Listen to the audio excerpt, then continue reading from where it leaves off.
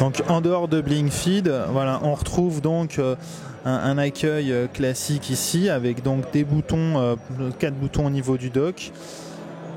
Ici le raccourci vers toutes les applications qui défilent verticalement, donc on était habitué depuis Android 4 à un défilement horizontal comme ça sur le côté. Ici c'est un défilement vertical, mais si vous allez sur le côté en fait ça descend d'un niveau en fait, donc du coup voilà. On a la possibilité donc de gérer par exemple la taille de grille. Si vous voulez que ce soit un peu plus aéré, vous pouvez le faire comme ça. Donc ça c'est des options qu'on retrouve d'habitude sur des ROM non officiels qui sont donc là intégrés par le constructeur HTC directement.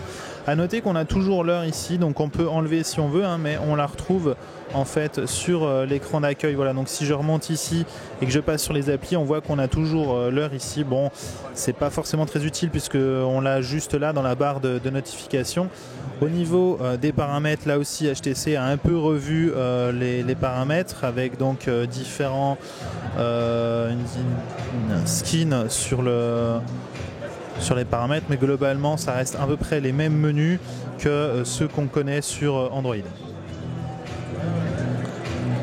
Au niveau de la personnalisation, on a toujours la possibilité donc de personnaliser cet écran d'accueil. On y accède donc via le menu que je viens d'ouvrir ou directement en restant appuyé sur l'écran d'accueil. Voilà, on a la même chose. Ici, on peut ajouter des panneaux, hein, voilà, à peu près autant qu'on veut. En général, c'est 7 maximum. Ici, on voit que c'est seulement 5 en tout, en comptant le Blinkfeed. Voilà, on ne peut pas en ajouter plus. C'est une petite limite, un peu dommage vu la puissance de l'appareil, mais bon, c'est pas non plus très important. On pousse rarement ça à ses limites.